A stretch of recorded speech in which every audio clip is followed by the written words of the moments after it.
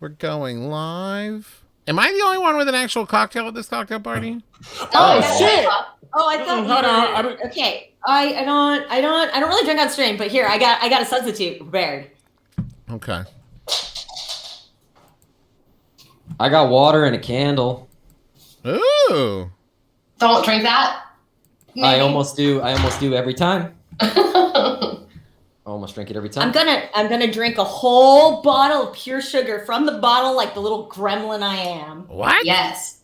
Yeah, you got some Martinelli's sparkling apple cider. Yeah, you are. Not a sponsor yet. Sure. Did you hurt yourself swinging a mace around your head? I did. Like, my elbow's been bothering me, so like, yeah, I reinforce it anytime that I use the sledgehammer now. Yeah. Yeah. That's a great Crown Royal Vanilla. That sentence was fucking wild real quick.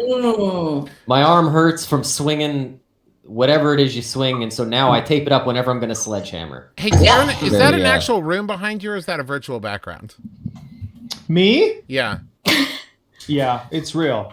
It looks like you're in a church. Yeah. Yeah. Okay.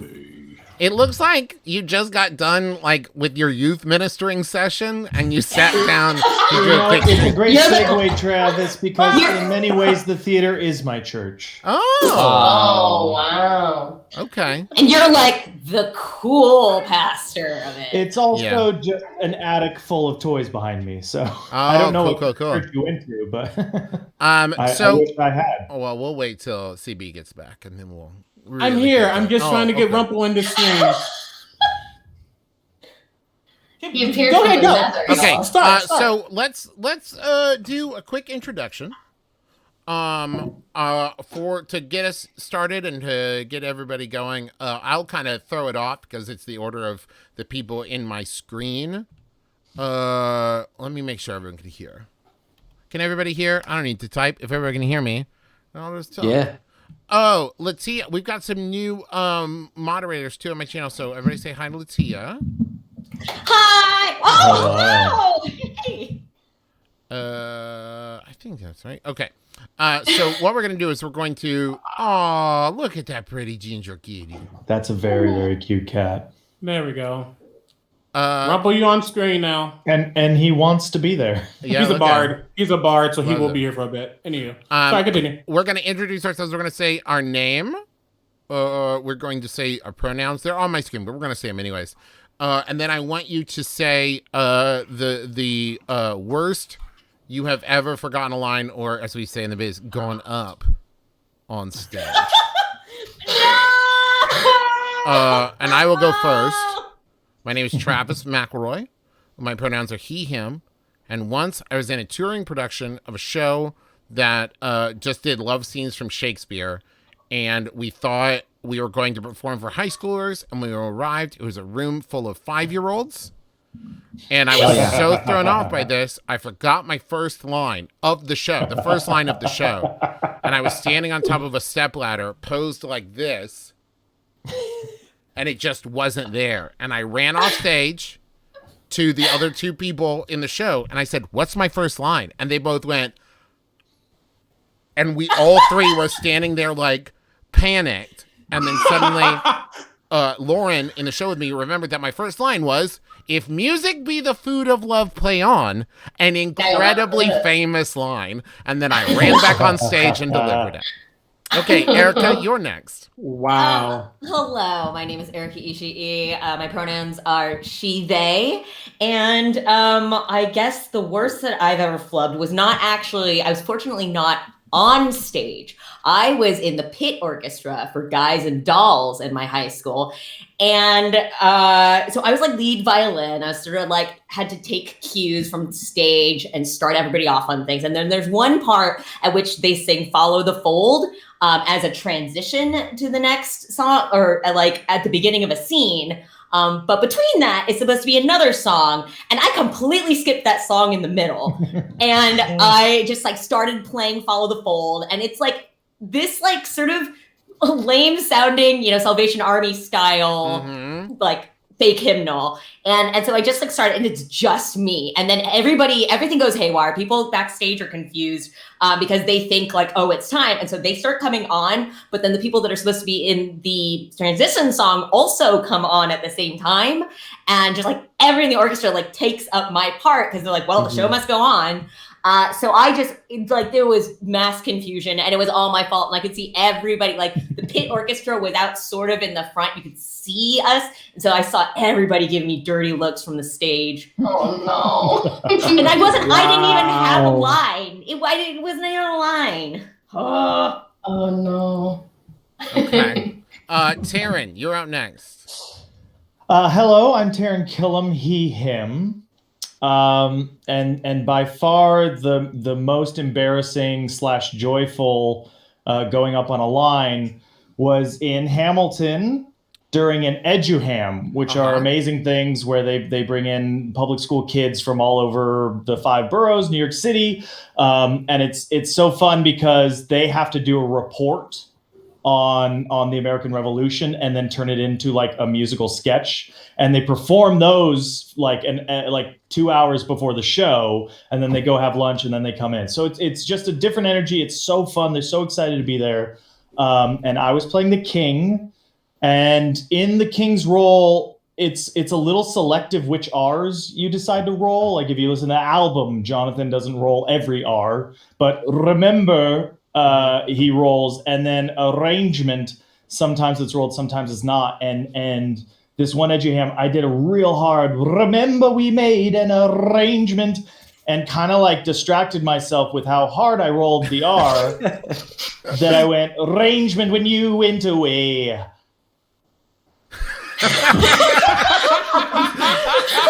And you heard about 1,500 high school kids go, oh! And I wasn't really able to get it back until I'm your man. Wow. So I just didn't even try to fake it. I know Andrew Rannells, he says just mouth nothing so that they think your mic went out, but I just froze. I like that. It was pretty fun. That's such a brilliant idea. What a save! Yeah. You blame the union workers. Exactly. You blame the dudes who are double your size in the back, being like, or big battery companies. You know what I mean? It's big battery. Yeah. Okay. Laurel, you're up. Okay. So I did carry the. Oh wait, no, I have to introduce myself. I'm Laurel Rothamel, also Cooley Smiley on Twitch. She, her. And I did Carrie the musical a few years back in a professional production, and we used fake blood for the pour on Carrie. I hope so. Well, sometimes they do lighting, right? So sometimes they don't actually have. No, blood. it was totally cow blood. Duh. It's super valid that people don't usually do blood because it actually makes the stage extremely dangerous. Oh, yeah. And we, at the end of this show, there's a super serious song about how you shouldn't bully kids because, maybe they'll come back and kill you later. And so we were walking up the stairs to her grave, and about all of us realized at the same time when we were walking that it was super slippery, and all of us almost fell on our asses and had to sing the song while basically stepping super slow. And it was very obvious that we were trying not to fall and slip and die. Someone did fall on their ass, actually. But oh, no. But yeah. And you know who really suffers there? The costume crew, because they fell on their ass in fake blood.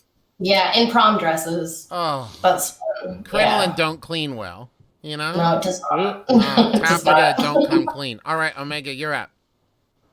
Hi, my name is Omega Jones, also known as Critical Bard, he, him pronouns. As far as lines go, the one that comes to my mind, I did Ragtime playing Co-House, and we are in I love that show. The big moment in Act 2, Look What You've Done, when everything's just going ham before Make Them Hear You. Mm-hmm. And there's a line I say to Booker T. Washington, which was, I'm going to paraphrase, I don't remember it. It's like, this is true, sir, but I would hope that would suggest to you the solemn calculation of my mind. I can say it now. Yeah.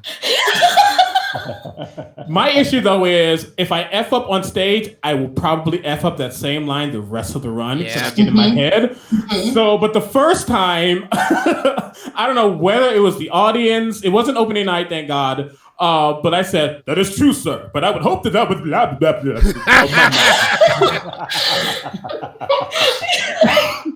And I turned up stage. And so make sure no one saw me. I was in my feelings. But yeah, that was that. And I just looked at Booker T and watched it, who's just like, I beg your pardon? You're what? And I'm like, just keep going. Keep going with the song. It's fine.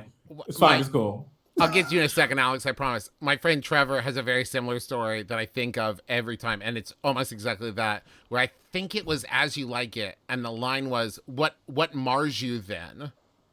And he looked at the guy and said, what marmus Finn? And the guy looked at him and provided him a second to re-say it, and Trevor just went, nope, not going See, back. that's the thing. If you don't get it right, perhaps you can trick other people into thinking that you did, and that maybe they're just mishearing, or maybe they're having the stroke or something. Okay, Alex, you're up. Hi, my name is Alex Boniello. My pronouns are he, him. Some people on my stream have heard this, but I don't think any of you have, so you'll get a kick out of it. In Dear Evan Hansen, there is a scene before a song called Disappear. It's a very, very beautiful song, kind of that really just like begins the whole message of the goddamn show. You know what I mean? And I'm sitting there and I say, the line is supposed to be, I'm talking about like how I'm similar to Evan, blah, blah, blah, all that kind of stuff. And I'm supposed to compare myself to him and say like, let me think. Evan Hansen, the kid who stood outside a jazz band concert trying to talk to Zoe Murphy, something like that. Or Connor Murphy, the kid who threw a printer at Mrs. G in the second grade, or Evan Hansen, the kid who stood outside a jazz band concert. And for some reason, right before I said the line about myself, I said Connor Murphy, the kid who took a printer and threw it at Mrs. G in her face. And I said threw the printer in her face, and I knew how fucking bad it was, man. And the dude playing Evan Taylor Trench, he's supposed to be looking dead out to the audience like that, and I'm behind him because I'm like a figment of his imagination. He's never really supposed to look at me. And I see him do this exact move. And then I see the corner of the mouth start to quiver. And then like my entire like intention for the rest of the scene was like, Taylor, if you start actively laughing, I'm going to slap you the moment we get off the stage. You cannot do this to me. But the problem then is literally the song that I go into is me, myself, and I, piano chord. Like only me and piano. So I'm like, guys, like you and me are just the losers who keep winning this team. And then like every bit of sort of acting became, how can I justify laughter? Yeah. How can I like make this about this? Best. How can I make it about this? Yeah. So I was like, guys, like you and me were just the losers who keep waiting to be seen. Right? I mean, I'm literally talking about like, I have taken my own life. Like, it's like, this is really, I can't be laughing. Using humor to cope, it's fine. The problem is, once you get stuck in the giggle loop, there's no There was we did McBee, the Scottish play, in college, and we used to play this game, and this is not good. You shouldn't do this, but we did it in college, where when we did educational matinees, we would pick a word, and everybody had to say that word at least once in the show, right? And we are always trying to make it as innocuous as possible. And my favorite one was, I wasn't even in this, but they did rumors, and the word was donkey. And my friend Trevor had like 2 lines. He's the cop that comes in at the end. And he said, yeah, we got a noise complaint. Somebody called it in on Mr. Don Key. And it was one of the greatest. We're doing this. And we didn't question it at the time, but Trevor suggested the word GB. Didn't think about it. We were so caught on the show. And I was playing Malcolm and he was playing Macduff. And the Malcolm McDuff scene, unbeknownst to me, there is a line, and what should he be? And Trevor looked me dead in the eye and said, and what should he be, GB? And I could not. Like, and we were in the round. I could not. There was nowhere to hide as I stood looking at him going, as I'm doing like a monologue about my dad being murdered. And I was just like, you son of a bitch. Like, I could not keep it together. And he was just looking at me dead in the eyeball, just holding my stare the whole time. That's so funny. Me and my best friend, Ebony, I love her to death. We did a Jesus Christ Superstar together. And I'm Jesus. Oh, why'd you do this to me? I'm Jesus, and I'm standing over them singing Hosanna. And how our set was a choice of a set, but how our set was, I was just a little higher, and like the rest of the apostles and the disciples were all like up below me looking up. Her and my friend Kevin Corpuz decided to play this game of, I'm going to touch Omega's feet and see if he reacts. And I'm like, please don't do this to me right now. But my best friend knows that she can get me. No one else can. So I'm like, see, what's this word? Why? Some, whether me alone. And I look down and my best friend goes, and I'm like, sing out for yourself when you are blessed. Every night, it became a different way to make me break during that song. And each night, I tried so hard not to laugh. Luckily, I just looked at somebody like, you're my favorite. No, man. There was a time I made someone break, and I am really proud of this, and it's terrible. Don't do this. In high school, I was playing Matthew Cuthbert in Anne of Green Gables, and he dies. And so there was a coffin on stage after I had died. And I took a picture of me just in my boxers and like wig and makeup and everything going. And then I laid my clothes out in the coffin, and I stood off, and I put the picture in the coffin, and then I stood off on the side of the stage in my wig and makeup going. So every person would look in the coffin and then look off stage, and there I am, giving a thumbs up. And I was so very proud of it. Very good. I was in a production of South Pacific with Stephanie Block, who's fantastic. She was a fantastic Nellie.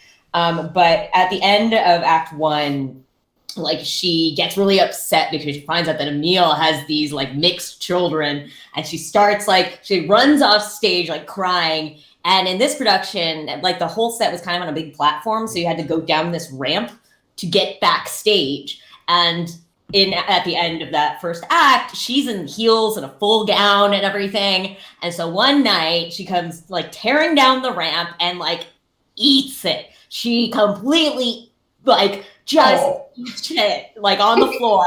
And it was awful. And she was fine, but it was really terrible. But then the next night, as she comes tearing back down the stage, the PAs like had made a banner with the Target on it.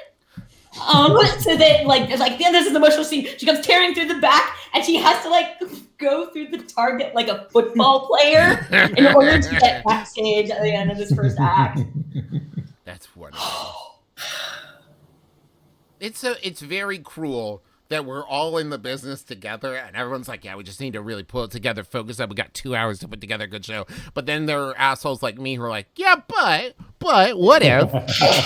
I mean, like, you know, you go as far as you can without disrupting the actual show, but you bring a little life to it. Not necessarily in the show, but whether it's stuff you do backstage or just even passing somebody, just those little small things that keep you in it. Like, I mean, I'm not going to ever, on a legit stage, I'll say that, mess up a show. But sometimes it's like, you know, I think there's I did a national tour when I was 12, and I was one of the only 3 kids in the show, so I didn't get to do anything fun because I was terrified that if I did something bad, I would never get cast in a show again.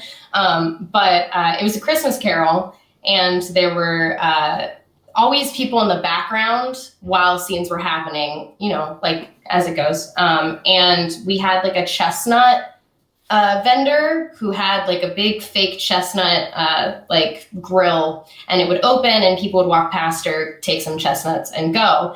And during one of the most serious scenes, when Scrooge is like finally apologizing to Bob Cratchit, we would always have the chestnuts, and there would be notes in there for the chestnut vendor and for people on the street. And one of the times, I don't know what was in it because I was an innocent 12-year-old, but it made two people break and laugh and definitely got in trouble. But it was really funny.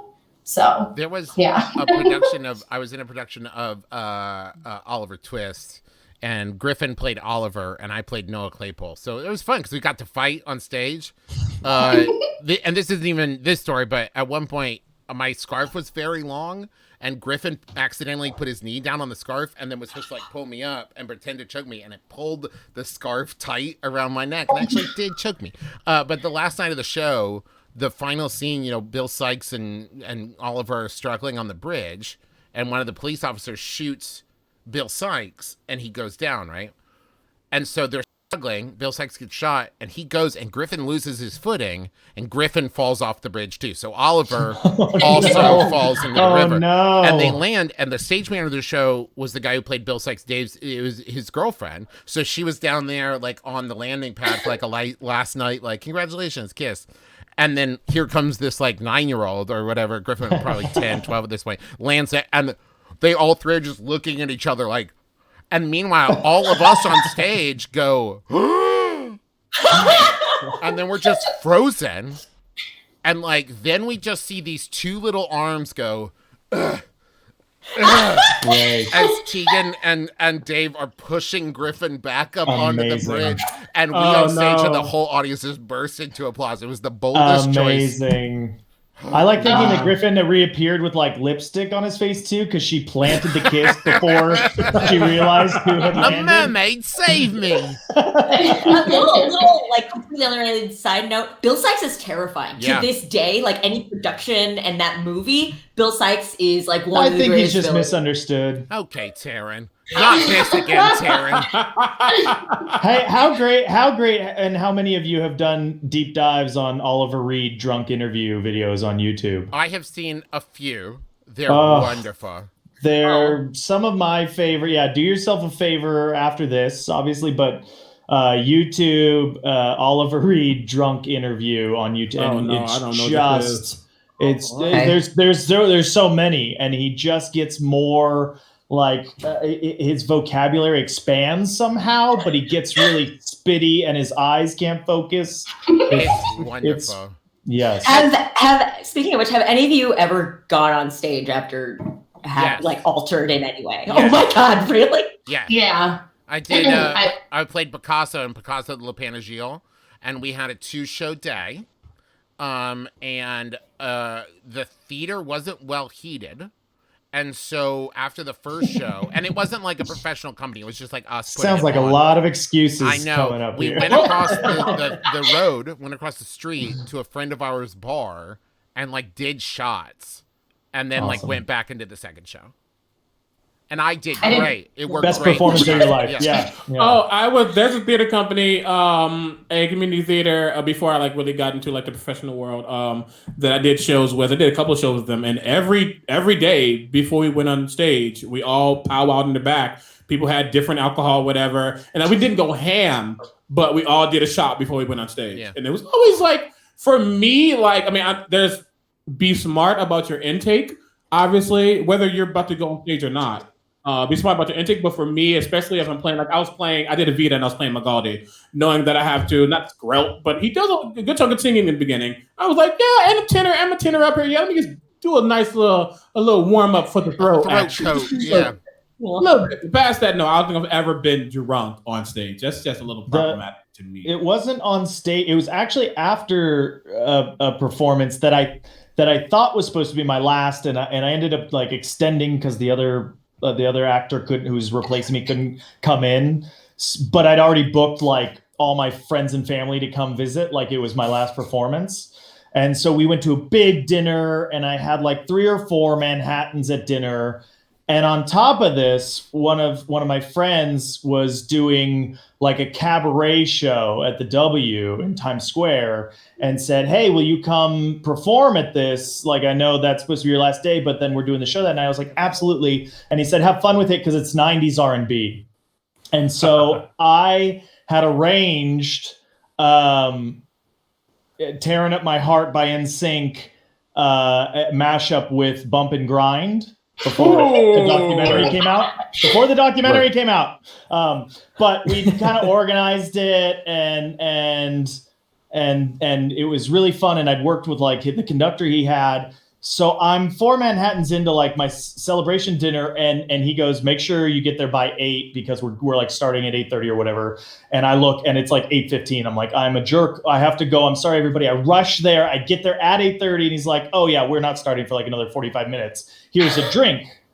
And that was kind of the beginning of the end, because I remember that one obviously, and I remember ordering one more Manhattan after that. So I'm at Conscious 5, right? Mm-hmm. There had to have at least been 2 more, because at a certain point the night just becomes flashes. Yeah. Mm-hmm. And I'm like, I like when I go that far, I get very emotional. So I'm like crying. I'm like, look at what we get to do. We get to perform. I'm so lucky to perform with you because I trust you. I trust you. And then I hear my friend introduce me. He called me his brother from another mother. And I hear I'm going to welcome up my brother from another mother, because the show started out and said, and I just remember the thought going, oh no, I am not ready. And I kind of remember walking up to the stage, and I kind of remember doing like an introduction. The music started playing. And the next thing that I like actually remember is Brian coming back up and going, okay, give it up for Darren. Oh no. And then a flash somehow of me like going to an elevator, a flash of me in a cab, and I wake up on my couch at 4:30 in the morning. I have no idea how I got there. Like freaking out, crawl into bed, wake up at 8:30, immediately text my friend Brian, go, I am so sorry. He texts back, haha, that was great. And I go, what happened? I have no memory of last night. I don't know what happened. He sends me a full video of me doing the entire performance. Perfectly fine, a little loose and a little like bitty, but perfectly fine. And the only reason he had to come up and go, all right, Taryn, is because I kept going, one more time. And I like, and I got away with like 3 of those before he had to like cut me off, trying to get the audience to do a sing along of Bump and Grind. But that was like, I stopped drinking after that for a year. If you ever want to see a wonderful example of that, the documentary Last Waltz. It's about the band, like this really wonderful 70s, 80s band. There's a performance by Van Morrison, who's doing Caravan, I think. And like you can literally see a little crust of cocaine around his nostrils. And at the end of it, he's in this like sequin jumpsuit. And at the end of it, he's like wobbling all over the place with the microphone, just screaming like, turn it up! Turn it up! And then he just throws the microphone on the ground as hard as he can and beelines off the stage. It's incredible. I think about it all the time. It's amazing the muscle memory that can take over, though. Yeah. Alex's face is how I feel. Like the idea of going up altered in any way just like freaks me out. Well, I did it when I did Rocky Horror Picture Show, or Rocky That Horror doesn't Show. count. You can't. Yeah, That's fine. I also did a Ringing in the New Year charity thing for one New Year's, where we would gender bend songs without changing the pronouns or anything. And so we were drinking because it's New Year's, and my first song of the night was My Unfortunate Erection from 25. Yeah, I love Putnam County. And that was great. But then later in the night, they had me sing a really, really wordy song from First Date, the Zachary Levi musical. And I remember halfway through it, I couldn't remember the lyrics, and I just looked at the audience because it was like a thrust stage. Everybody was like this far away from me, and I just looked at the audience and I went, I'm drunk. And then I did a little jig, and then the song was over. Nice. That was That's how you do it. We made a lot of money. That's what matters. Yeah. Like the IO Theater in LA, the Improv Theater, it used to be, there's a bar in front of it, right? Like the theater is a bar, and then you go in and there's a theater. And so many people would like either get drunk or like just have a beer before their sets. And it's just like, I don't know. I would be scared, of course, of failure, but I would almost be more scared of success because then you don't know what you did. I know somebody who like they're a stand-up comedian and they were so nervous one night because like one of their favorite comedians was in the audience watching. And so they went out on the stage like completely blasted and like blackout and apparently did the best set of their life. And then so the comedian that they really admired asked them, oh, like, what, you know, like what's your process? Yeah, like what's your process? Like, can you do you want to open for me sometime? And he's like, sure. Then he went and opened for him and he just didn't have it because he had no idea what he'd done. So it's like, what if that happened? What if my best performance happens while I'm altered and then I can never live up to that? I think so much of that's in your head, though, because I think that's not to get too real for a moment, but I think that happens to a lot of performers where they convince themselves that they do their best when they're drunk, when really it's just that like they're not as in their head as they are, like, and like, cause that's a thing that we've had to find the balance with doing our live shows, where like we do the My Brother and Me live shows, and like we get really nervous beforehand. We're going out there, it's completely unscripted. We have nothing to rely on. We don't know how it's gonna go, and it's really easy for that to accidentally get away from you, and suddenly you're like, where am I?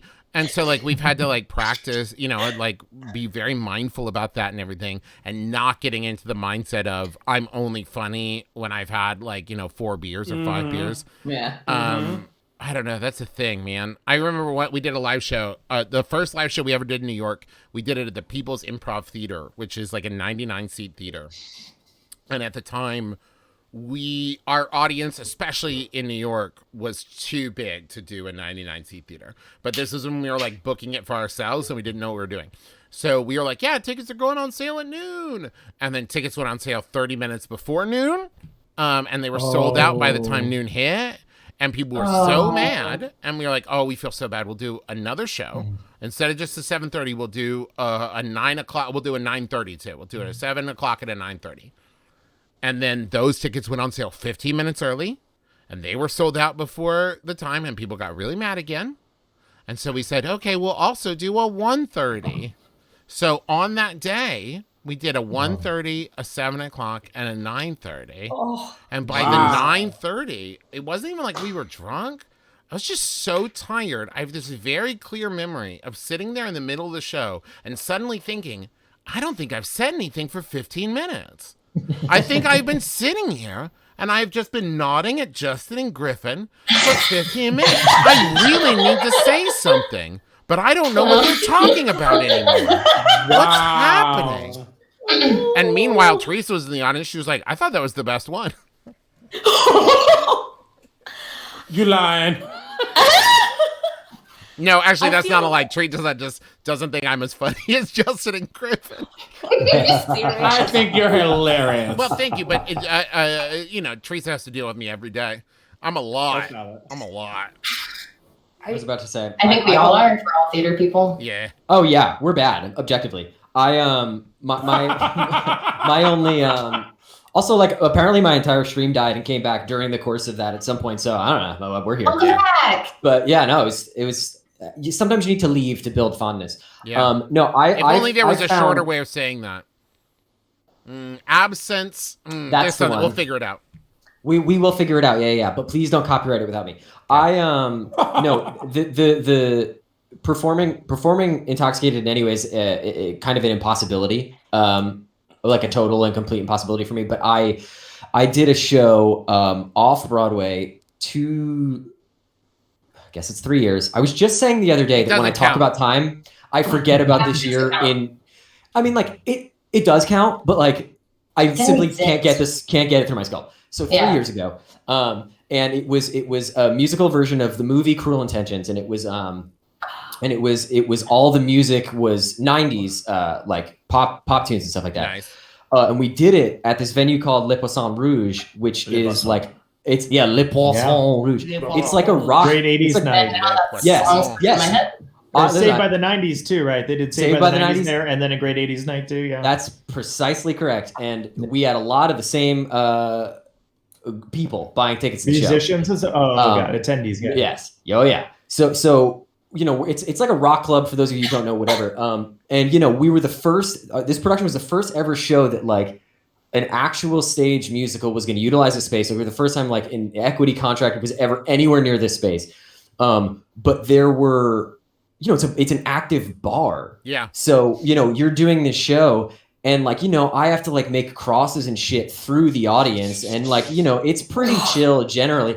But my favorite thing would be like if somebody was absolutely wasted and I'm trying to make a cross and they grab me and be like, "You're incredibly talented." You're so talented. And I like pretty famously don't respond well to being like unsolicited touch. Like I really don't do well with it. And like, or there'll be a part where I have to like lean up against the bar and wait for an entrance and somebody will be, "Do you want a drink?" And I'm like, "No, I want to fucking drink, my guy. Like, please." Jesus. And then like I go up on stage and sing "I Want It That Way" or something. And then you come off and they're like, "You were really good." I'm like, "Thank you so much. Please let me get to the dressing room." Please, which if is I could actually- just escape. I love shows where they tell you to go to the audience. Like, I love when that can be a little immersive and just having fun. She good? Okay. But I love shows where you can be immersive and have fun. But then you get those people who just for a fact they are avid theater patrons, so they know the fucking rules and they do it anyway. Yeah. You know good and well that they have been to every show. They have season passes, and you go off stage and they're like, "You were amazing, darling, ma'am.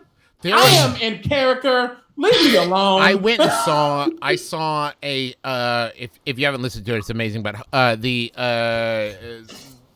is it? The time travel Dead Authors podcast is what it's called. But it was Paul F. Tompkins hosted it, and he would have comedians and performers on to be dead authors. And the idea was that he was H.G. Wells, and he'd traveled through time to get the dead authors, bring them forward to the UCB in LA, and interview them about their books. And it raised money for this charity in LA that works to increase literacy in children. 826 LA. Yes.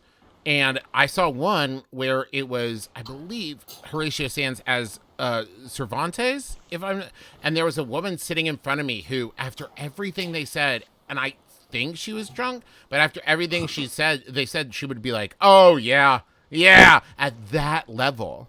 Like, "Oh right, oh my God, that's great. Oh yeah. Eventually, like, Paul F. Tompkins dropped character and, like, turned out to the audience and is like, "Ma'am, I'm so glad you're enjoying this, but you are very much ruining this for everyone. You have to keep it down." And, like, it was, like, 2/3 of the way through the show. He put up with it but it was, like, the kind of thing where you could just feel everyone in the audience, like, "Ooh, oh, yeah, everybody. Okay, but have you had to deal with that from the director of the show?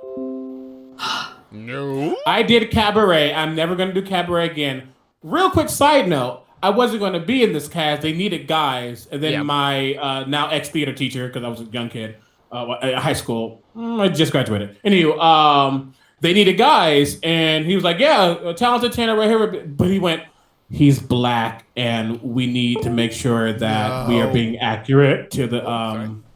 Yep. But that was past that. I was still in the show. I wasn't aware of the sentiment when it happened. Past that, you know how to do, Nazi salutes and all that shit. That's whatever. The actual director of the show was this lady who we call her the Ivory Theater Horror Show because she's just a horrible individual. Yeah. And the show was at the Ivory Theater and whatever. Anywho, the title song is being sung. My favorite cabaret. It doesn't matter what this girl was doing on stage, whether she was parking, barking, or moving.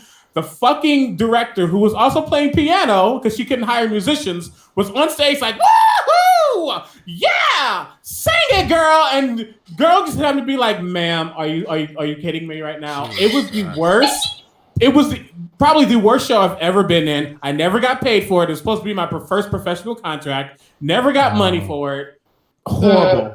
Horrible. She also had this really weird, like rubber band scrunchy thing that we called the Spaghetti Monster because it was just dingy and horrible. And at our cast party, we stole it and burned it. Nice. That's how we felt.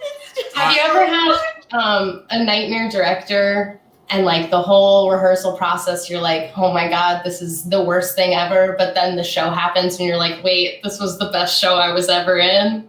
No, just me.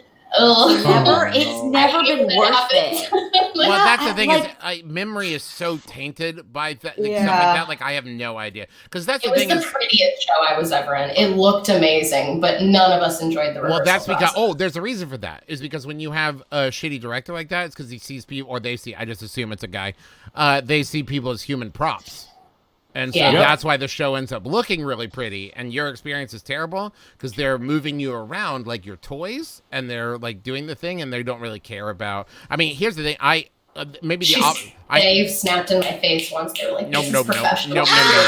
I was like, okay, this. You ever tell stories about yourself when you were a kid and think, at the time I thought I was the hero, but maybe I'm a D-bag? That might be this. In high school, I played Rin in Footloose, and I was great. I played Ariel. I was I was great. garage. I was amazing. So the problem is we had like 4 directors, where we had like the director who was a terrible lady, and I hated her so much. And then we had like the musical director who was the choir teacher. But then we also had like the conductor who was another choir teacher. And then we had like the choreographer, right? So we're doing this show and they just were not on the same page. So they were like, we're going to do 2 runs of the show in rehearsal. And then the first run took so long that they said, we're not going to do a lunch break. Just eat the lunches you brought, and if you didn't bring lunch, you can just grab something out of the vending machine. And I said, well, that doesn't work for me, and I'm in every scene, so good luck rehearsing without me. And I walked out. And then they said, okay, well, that's lunch, everybody. And I still, to this day, have no idea if it was a good move, because that's... Let's be clear No, before I you think clap. that was valid. Before I you can clap, help you Laura, figure out how. I can help you figure out how. Thank you. What did you have for lunch? Subway. No, you're the Yeah, villain. I'm the villain. Thank you.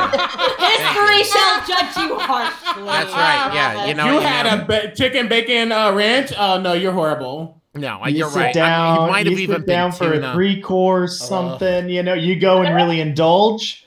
Then you're taking care of your instruments. The closest I come to a theater story about being high, and this is a very fun one. So in college, at the University of Oklahoma, it was required for every theater major, no matter what your specialization was, to do 2 R&P classes, which was rehearsal and production. And it required only 2 things, right? That you crew a show in some way, and then you show up at the end of the semester to like fill out a thing. Like that was the final. And if you didn't show up at that final thing, you failed. And you need to know that for this story. So it's the end of our senior year, 2nd semester. And we don't have any classes that day because my friends and I had all arranged our classes in such a way that we were off on Fridays, and we would spend that time getting drunk and high. So we're sitting at my friend Trevor's house smoking from a bong because we were in college, and why not? A bong, in fact, a point of order, that was the very bong itself featured on the cover of High Times. So not the model, that very bong. So we were doing it right. Then our friend Adrian came over and said, do you all want to walk with me to the R&P meeting? And we all said, excuse me? She said, yes, it's starting in 10 minutes. And we said, oh no. So we all went over there, clutching each other like we were on a tightrope over lava. And we all walked in, and we're just sitting there like this, just trying to get through it. And at one point, they asked a question, the teacher asked a question of my friend Bernie, and he said something, and it wasn't that his answer was funny, it's just that he said it and kind of like, wait, and people kind of chuckled, and all he heard was the chuckle, and he nervously just started, and like we're all sitting there like, be cool, Bernie, gotta get it together, and was one of the most harrowing experiences of my entire life. Oh, By the way, that Bernie was Bernie Sanders. that's I was gonna say, yeah, Mhm. he's doing pretty well right now. Oh Actually, my god! yeah. I just now I got tense telling the story. It was the most scared I have ever been. Wow.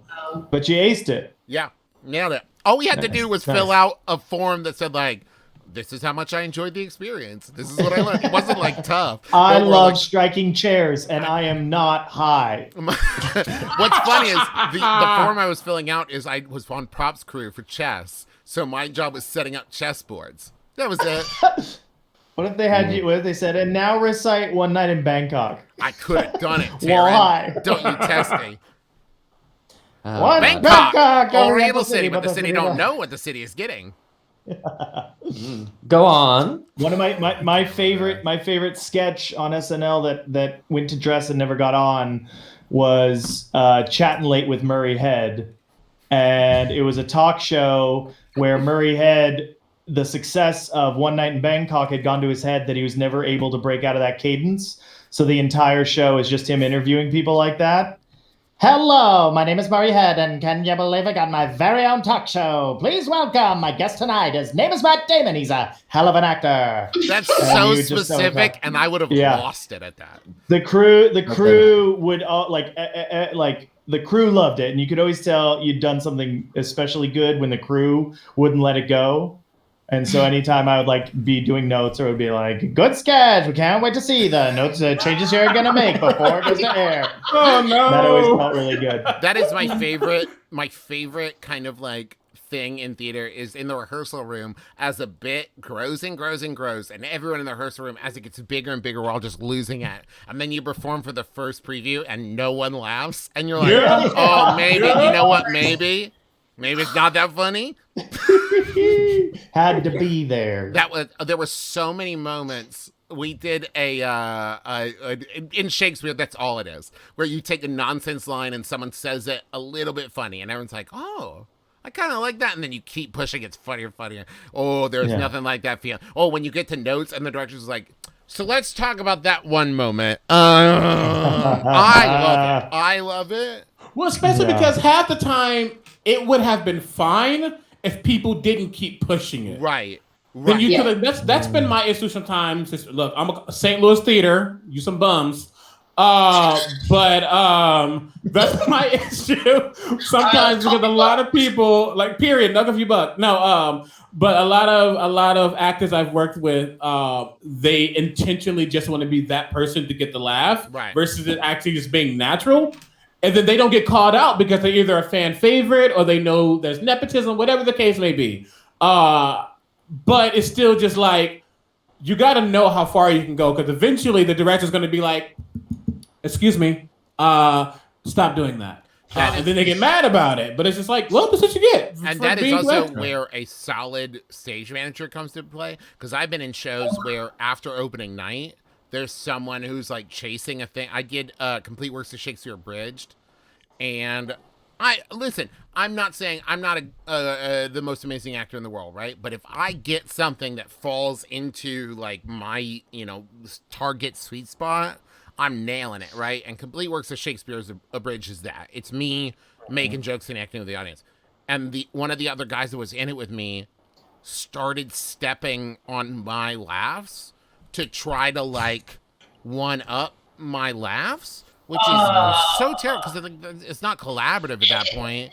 And it was like after like week 2, the stage manager, who is now Alice, who is my like strong right hand as I plan things because she was so good at it, she had to be like, "Hey, stop killing Travis's laugh. Like your lines aren't laugh lines. Why are you like delivering them so quickly and loudly? Stop." I love that. That technique. Let's apply it places like you pick the most dour line in the entire show, but you deliver it quickly and loudly to see if it makes people laugh. It's like your baby is dead. Like to see if it really will really like. Let's keep moving forward with that. I had somebody, numerous people in the chat wanting me to share this story with you guys earlier, and I think it's worth it. So backstage, Backstage at Dear Evan Hansen, Jennifer Laura Thompson, who played Cynthia Murphy, original Broadway cast member, also like Broadway legend. She's been around forever and ever. She's the best. She's the best. She always would tell people like, well, I have to be funny backstage or I can't like do this fucking play. Like I have to mourn my son 2 days, a day. I just can't do it. And the tears, people watching at home, were always there. So on her last week, she had this fart machine that she would like set up in the hallways, and it would literally just be like, it would be like a, like a shitty through a bad speaker, like kind of fart. And then like you would walk past it and then you would hear her start cackling from your dressing room and you're like, okay, Jen, like grow the fuck up. You're a grown ass woman. Like I'm trying to go do the play. So in her last 2 weeks, one of our wonderful hair people decided to give Jen a vial of something called liquid ass. Oh yeah, and you know about liquid ass. Yes, So liquid ass. I'm basically 10 years old, Alex. Of course I do. I literally thought you adjusted your seat in such a way that I thought you were about to pull up You mean like this? a vial of liquid ass. I keep it on a chain around my neck. You never know when you're going to need it. Please explain this liquid ass. Yeah, it's precisely what you think it is. It's like a little spray that like it's like a stink bomb. It smells like total fucking ass. It smells like ass. It smells like total ass. But like Jen didn't know that, like she didn't read the part on the bottle that said, hey, like if you really want to ruin your friend's day, spray this one time. Spray it one single time. So Jen went into the stairwell leading to the stage and fully gave it like a all over the face. No. So I am on my way down to do a song called Sincerely Me, which is like the only movement in that entire show. Otherwise, everybody just stands in one spot and cries. But I have to like bounce around and do all this stuff. So I'm on my way down and I've smelled something that is like so entirely unholy that like I'm actually like my throat's getting a little like seized up thinking about it because of how almost I threw up. And I'm like trying to get myself on stage. And then our stage manager, God bless her, comes out and she goes, honey, does it smell like something's dead? And I know what it is, but I don't want to get Broadway legend Jennifer Laura Thompson in trouble. So I'm sitting there being like, yeah, no, Judy, I don't really know what it is. So Judy, being the stage manager that she is, throws the like at Broadway theaters, there's these weird alleyways that connect the theaters. So she throws the thing open, truly thinking something died in the alleyway. So she's looking at it. In that time that Judy ran out, once again, grown woman Jennifer Laura Thompson comes scrambling out of her dressing room, hysterically laughing with a bottle of Febreze, and starts spraying the Febreze over the liquid ass. The combination of Febreze and liquid ass was so bad, so entirely bad, that I had tears running down my face. I had to go out and do the song. I have later been informed that my entire face was like white as a sheet because I was truly on the verge of throwing up on stage because it smelled so badly. And I came back off stage. Poor Judy is still running around with like a shotgun looking for like whatever animal has infested the theater. And Jen is just sitting up in her dressing room, cackling hysterically. And apparently it's the closest I've ever come to like being angry at a person who I work with. I threw the door open and I was like, Jen, you can't do that ever again. And I like went up to my dressing room and later she apologized. She's like, hey, I'm really sorry that I sprayed liquid ass all in the hallway. And that you like, and I was like, you don't have to apologize. It's fine. It was really funny, but I really did almost throw up. One of Teresa's favorite stories is, so when I worked at the Shakespeare Company, I was technical director as well. I got to act too, not to brag. And one day, some fire inspectors came and they were like, hey, you guys have altered your stage so much, it no longer matches the blueprints that were approved by the city. You have to rebuild your stage or we're going to close you down. And we said, okay, can it wait like 3 months till we have a window of time? And they said, yeah. And I wish I was an exaggeration, but that's more or less how they said it. And so what was lucky is we had a window of time where instead of 1 week break between shows, we had 2 weeks. And so Alice, Teresa, and I became a licensed contractor in that time, so we wouldn't have to hire a real contractor. And we tore down and rebuilt the whole stage in 2 weeks, while another human being built the set that we could put on it so we could open the show 4 days later. And so, as you might imagine, I was putting in some long days. And one day, I smelled so bad. Like, and I was going up to the Like costume. liquid ass. I honestly were. I smelled like my human body Liquid ass and Febreze. was rotting. And so I went to the costume shop and got Febreze. And I'm spraying myself down. And all I could think is like, well, I've been wearing the same pants, these like dirt covered, torn, stained, like, you know, paint covered pants for 3 days. But what have I been doing to make myself smell so bad? And round about the end of the day, around about 8 p.m., I found in my pocket a Ziploc baggie of old broccoli. And what it seems had happened is I'd been eating my lunch the day before. I had not finished my broccoli, and on impulse, put the uneaten broccoli into my pocket, where it sat, Sir. getting worse and worse and worse. This is how sleep deprived I was, until That's the on next age. day, my whole body smelled of rotten broccoli. Loose lunch broccoli. Oh no. And that was when I thought, I don't think I want to do tech theater anymore. Tell boring stories for the next 8 minutes because I'm doing a bio break. Okay. Oh, sure. 10-1, wow. 10-1. I'll never forget when I learned of the bard. I was You saying, mean me? Oh my god. we were talking about shows where you're intoxicated and being scared that like you're only good when you're intoxicated, right?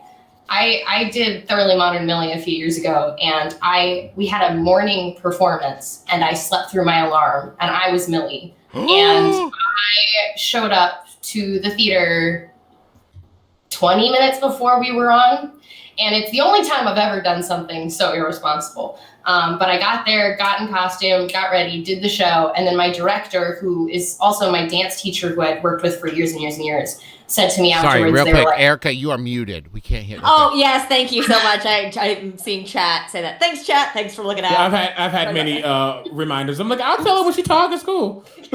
Okay, keep going, Laura. but after the show was over, my director said to me, they were like, that is the best show you've ever done. He was like, you should just show up late all the time. No. And I was like, what? And he was like, I don't know, maybe you just were so focused because you were so late. I don't know. He was like, this is the best show you've ever done. And I was like, well, fuck. Listen, urgency creates need, Okay. and need in a performance will drive the story All right, forward. hey, Alex, That's see why I yourself never out. peed. That's why I never peed. Yeah, that, Yeah, that's Here, the end of let me- Alex. Hey, that's a season wrap on Alex. I was Oh, in no. 1776 when I was like 16 or 17. I was about to sing 76 trombones, and that's not the 76? show. No, I was in that Continue. too. I was No, in fuck that racist show. 1776 when I was Do it. like 16. And on like day one, the director looked at me and offhandedly said, "You're universal understudy." And I said, "Okay." Didn't pay any attention to it after that. And then one night during performance, the guy playing Rutledge, who has a very problematic song, but also very dynamic, like rangy, powerful, and like this was the kind of guy who, doing this song, people would come just to hear him sing it. He didn't show up. Like, he just wasn't there. It was like 2-hour call, he wasn't there. An hour, he wasn't there. Half hour, he wasn't there. And at an hour, the director looked at me and said, "Travis, you're ready, right?" And God, to this day, I have no idea if he was fucking with me or not. But I started like poring over the thing, thinking like, I can't sing this. And like 10 minutes before curtain, the dude showed up, and everybody was so pissed at him. And I was just so glad he was there. I was just like, oh my God, Brent. Thank God, Brent. I'm so glad you're here, Brent. I love you. Not the exact same story, but in high school, so my theater teacher thought he was like a trendsetter. He was doing all these things, amazing, whatever. But my junior year of high school, we had a lot more guys in theater than women. And I'm gonna say this out loud because it matters. Back then, we didn't think about what non-binary and other things meant. So it really was just like, okay, we have a lot of masculine folk versus feminine folk. So we went into to do Little Shop of Horrors. And we did lose Type of Horrors, but we changed the trio of the urchins into a quartet. Very a la the movie when the doo-wop boys doing Dadu are doing it. We basically emulated them for the entire show.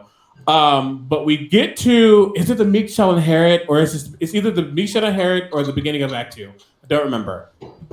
One of our quartet members was going through it in the most horrid of ways, aka he had the bubble guts and he didn't realize he had the bubble guts until he realized he had the bubble guts and ran out of the theater to the restroom, and we split the lines equally between 4 people, so we had to go back and go, oh shit, what are his lines? Oh no, and we had to cover his lines, cover everything for him. The minute we got off the stage, and he came back, he thought he was like panicking. He thought he had to go to the hospital. He thought that, the world was about to end. And he came back. He went, whoa, I guess half the shit. All right, I'm going. Let's go. Isn't that okay. I would really like you to remind me of that if I don't bring up a story related to that later. But we have a special guest, specifically in my chat, with a question for Taryn.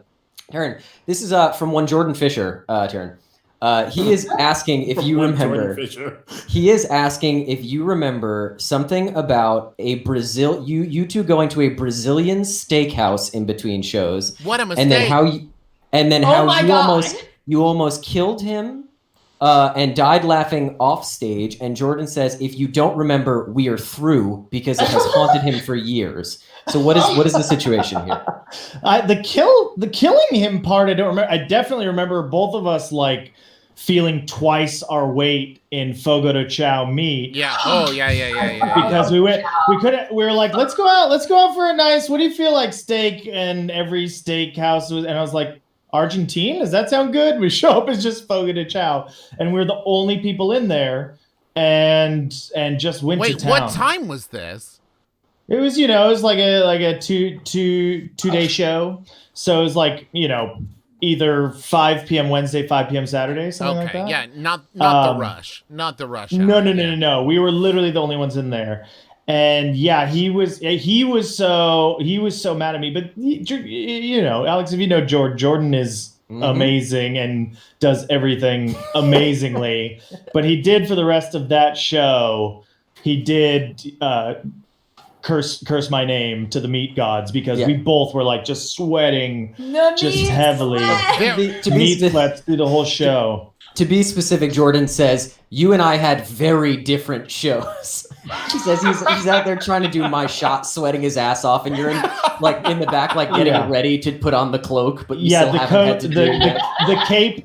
The cape just absorbed most of my sweat. Oh, God. No, I got voted most social king because I was so excited. It was my first Broadway show. It was it was the biggest show and was so excited to be there that I would go. King is on stage for maybe 10, 11 minutes and he sings the same song 3 times. So in those big gaps, I would run to the other side of the stage and go up the 9 flights while all the swing cast would do a sing through and hang out with them and ask them questions. So I was always trying to get people to do things. And anytime we were going to host a snob, I would throw my hat into the ring. And I did big host a snob. Sorry, host a snob. Snob. So Snob is Saturday night on Broadway. Okay. And after the second Saturday show, you do a Snob and a different production might do it and have other production casts and crew come over and hang out. Okay. And so I decided I was going to do a whole big tiki thing and decorated my entire dressing room and made a big pog punch with rum kind of drink thing and made a giant playlist. And I think it was appreciated, but I could tell that I was way too eager. I could just tell because you really needed it. I get it, man. Whoa, you really went for this. And to this day, I'll see pictures Thane will take a picture in the dressing room and you'll still see fake bamboo tiki thatching stuck in the rafters of the ceiling of the dressing room because no one has wanted to go and get rid of it. I was deeply concerned that story was going. So I did all this stuff and then Nobody came. And Oh. I was really So scared. speaking of gatherings, what was everybody's sort of restaurant like wrap party of choice? Like you get done with your last show of the day, because like for the Civic Arts Plaza, it was always Roxy's Deli in Thousand Oaks. And it was like we were just the terror, like for the Cabrillo Music Theater Company, like we were just the terror of the staff there. Like I'm sure I was a kid, so we were like crappy. We'd like make like concoctions of all of our drinks and stuff. Yeah. I have a very clear memory of like, okay, so there was this one spot in Huntington that for whatever reason, the restaurant could not stay in business for more than 4 years. And like it was, and it should have been. It was like right in downtown, very centrally located, but it was like cursed, right? Where it was just like constantly turning over. But for 4 years, 4 formative years, it was Oliver's. So as you might imagine, Children's Theater, we went there a lot. I remember eating a lot of what I thought to be very brilliant desserts there. But I have this very clear memory of this kid named Blake telling dirty jokes. I already don't like him. Yeah, no, he turned out to be a real piece of shit. But telling dirty jokes. See? And then It's always an Blake. adult walked over and he instantly transitioned to saying, and that is how a bill becomes a law, which is still one of the funniest things a human being has ever said in front of me. That's amazing. Like, and I'm sure, like people in chat are definitely Denny's. I think Denny's is always like Denny's this is ours. theater kid Yeah. hangout. See, we had a very specific Denny's that was Dwight's. So when I got older, Dwight's was like this holdout, like diner in Huntington, West Virginia, where it wasn't like trendy or cool. It was just like, we'll never die. And it was like, you go there and get like a 50-cent cup of coffee and a slice of pie in like 2001. And it was like ridiculous. But they were just like family owned. They owned the land. They owned the building. They own the land. Yeah, I mean, The they've natives just been probably doing feel it differently about that. forever. And like, you could not take Dwight's away from them. We had a Eric- sushi restaurant in Omaha when I did Heather's, and we would. Hey, Heather! Oh my god, I am obsessed with Candy Store lately. That is He's my so good. wake up song. Yeah, it was at the Blue Barn Theater, which was one of like the coolest theaters I've ever performed at.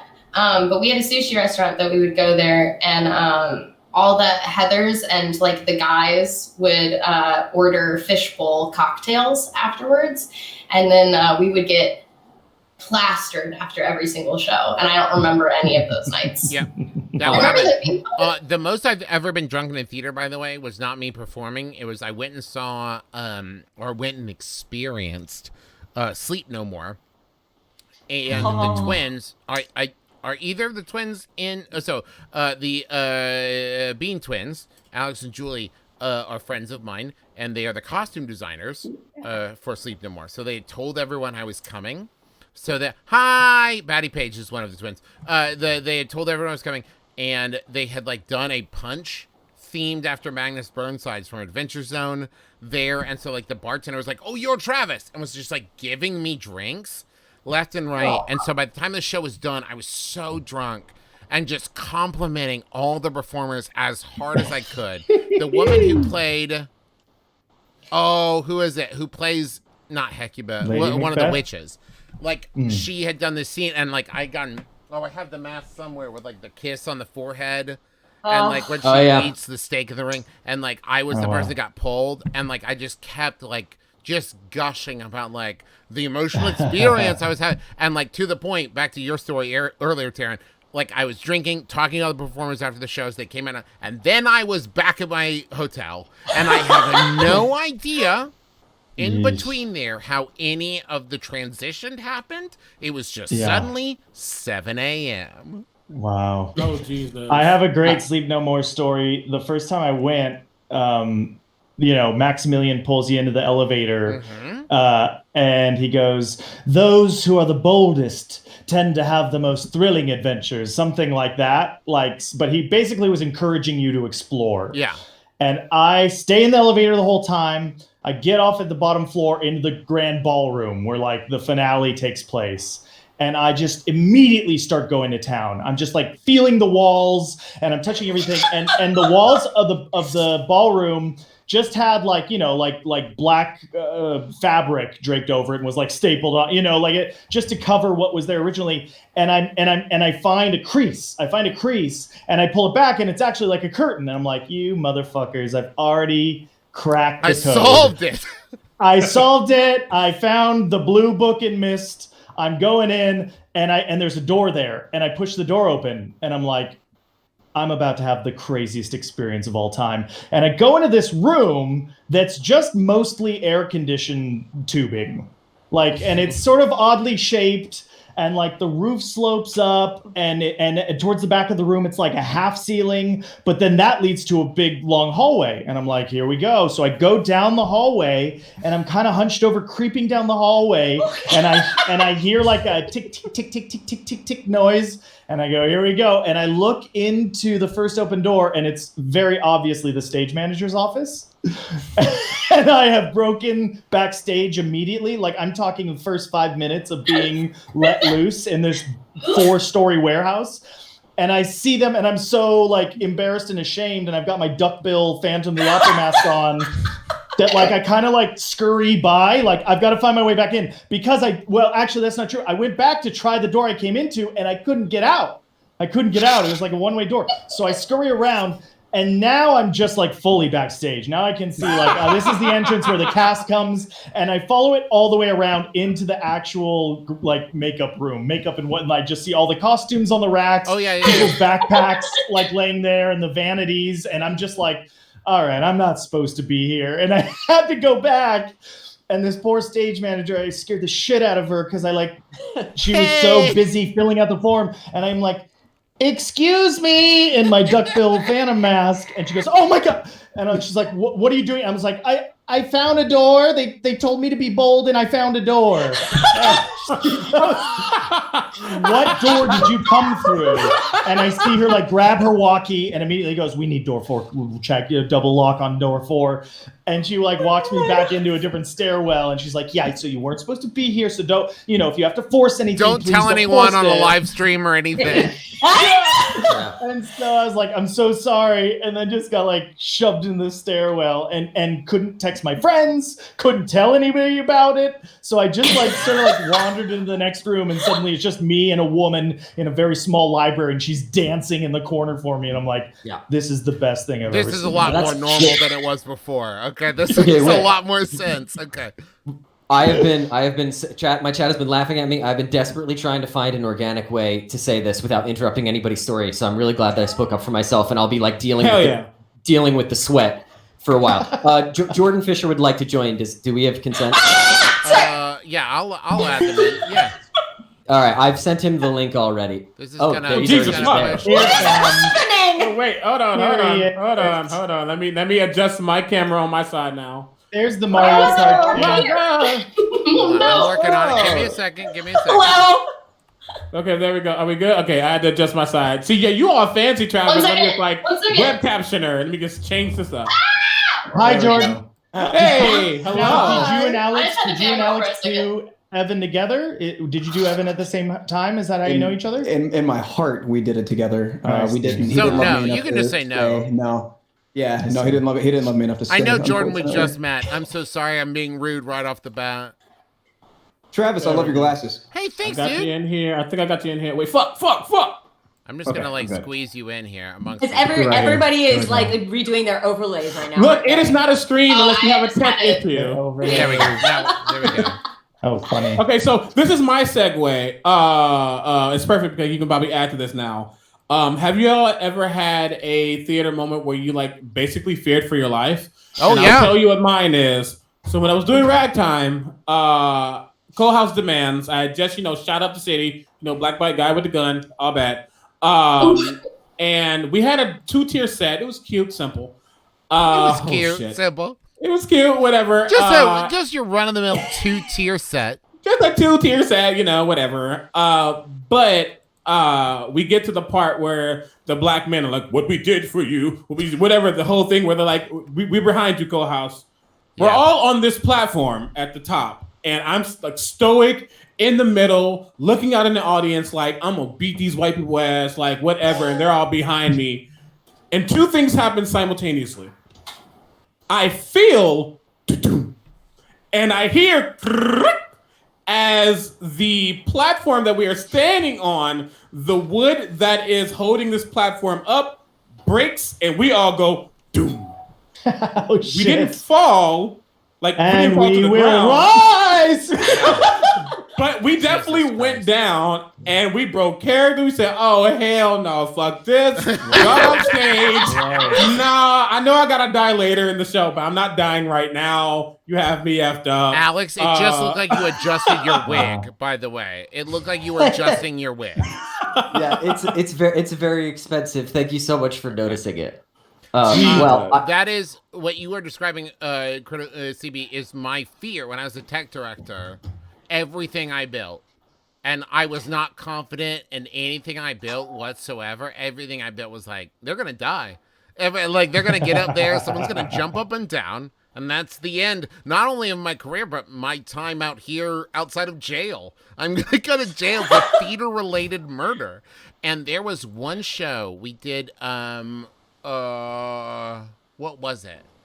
A Winter's Tale. It's a lesser done one, and what they wanted for the design was that we're going to start in a hospital waiting room, and then she's going to pick up a book to read this book of fairy tales, and the walls will open and reveal like a castle courtyard. Except the problem was our theater was an old movie theater that we had converted into a theater, had no fly space, and it was twice as deep as it was wide. So to do the walls, they had to have double hinges to kind of bend in the middle, right? So it had to double fold. So instead of just folding once, they had to fold and then fold again to fold back.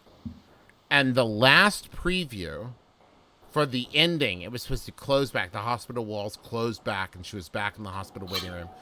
And it got jammed on a hill we had built, and the hinges broke, and the stage right wall just completely started going over. Me and the director and the artistic director of the theater are all in the back wall. It was like, and this happens, and we all leapt up to our feet.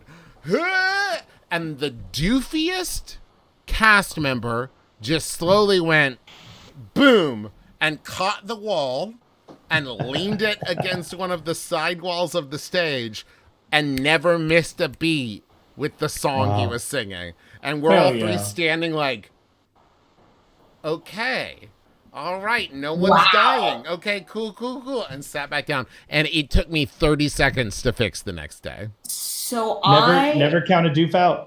I was interviewing Troy Baker, and this was the first time we since we know each other now, but this was my first time meeting Troy Baker, a star of video games such as The Last of Us and Uncharted 4. And BioShock 3 Infinite, and I was so nervous. But he's cool. He's very cool.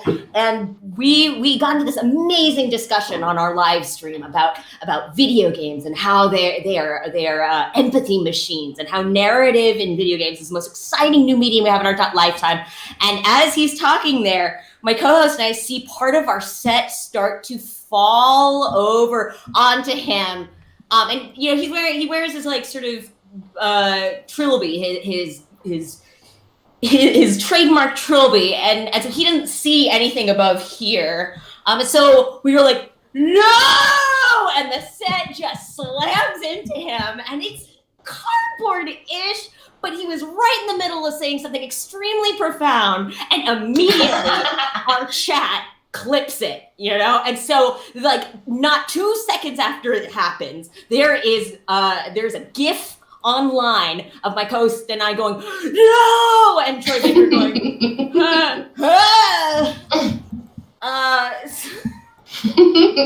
Wow. But spoiler, he survived and went on to win awards for The Last of Us 2. Now, actually, I think we need to interrupt this train of thought and make Jordan introduce himself. Yes, Jordan, exactly. And how you Yeah, so please introduce yourself with your name, your pronouns, and the worst flub you've ever had on stage. Fantastic. Hi, my name is Jordan Fisher. He, him.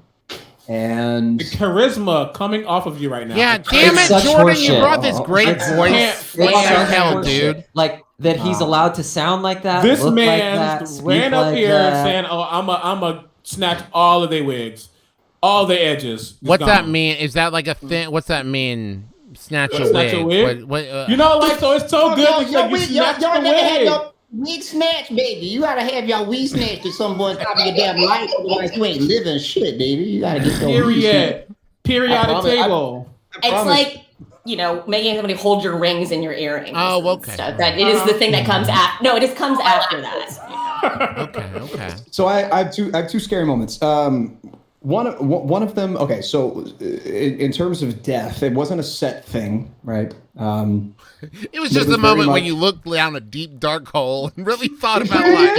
Yeah, pretty much. I mean, it wasn't. Yeah. So one of them actually. So Taryn and I did Hamilton together, and there's a moment in the Lawrence Phillip track.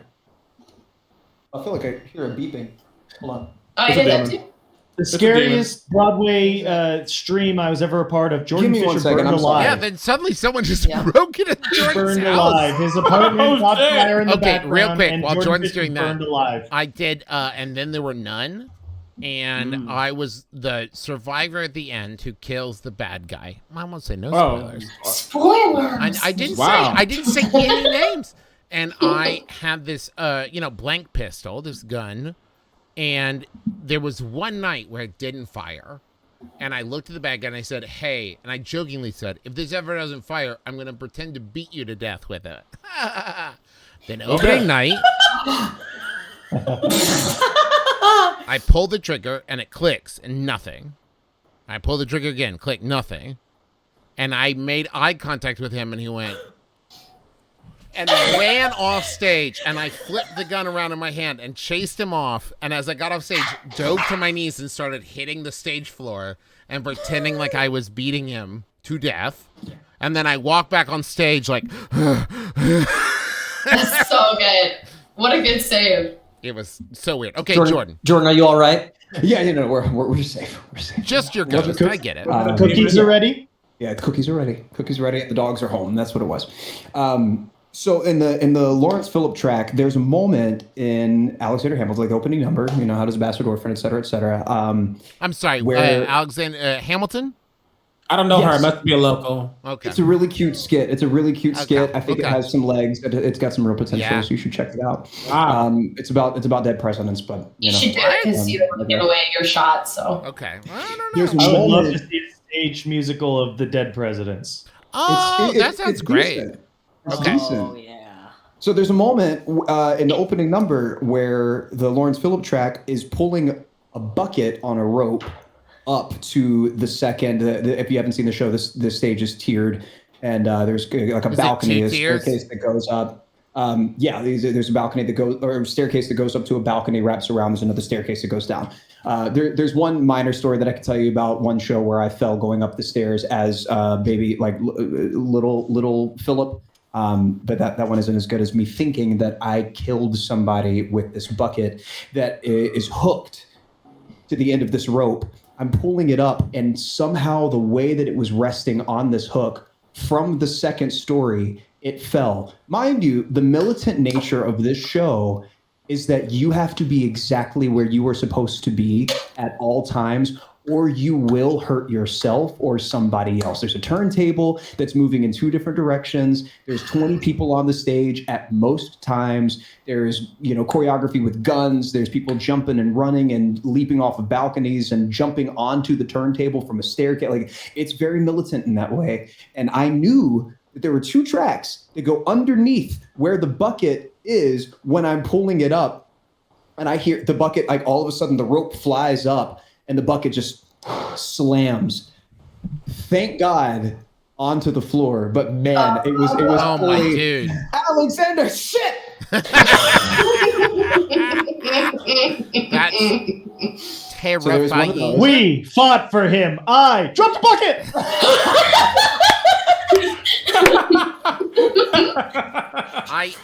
I was understudy in Romeo and Juliet, where I understudied Tybalt, and the first when I found that out, the guy who played Tybalt looked at me and said, "You don't have to worry about it. The only way you'll ever have to fill in for me is if I'm dead." And I was like, "Okay." And I was 18. And I said, "Okay." And I never learned his fight. Oh, no. Don't worry. No. I never had to fill in for him. Thank Jesus. Thank God. But when he died at the top of a set of stairs, and then he would fall backward, and we would catch him. And we started right. I'm sorry. A bunch of 18-year-olds. Well, they were in college. I was 18. I was like the one non-college. Even better. I don't know why I said right? that like that's such a different. No. They were 19. They were in college. I was a freshman. Please continue. And so we started right underneath the platform and caught him, right? And then the director was like, "Okay, now everyone take a step back.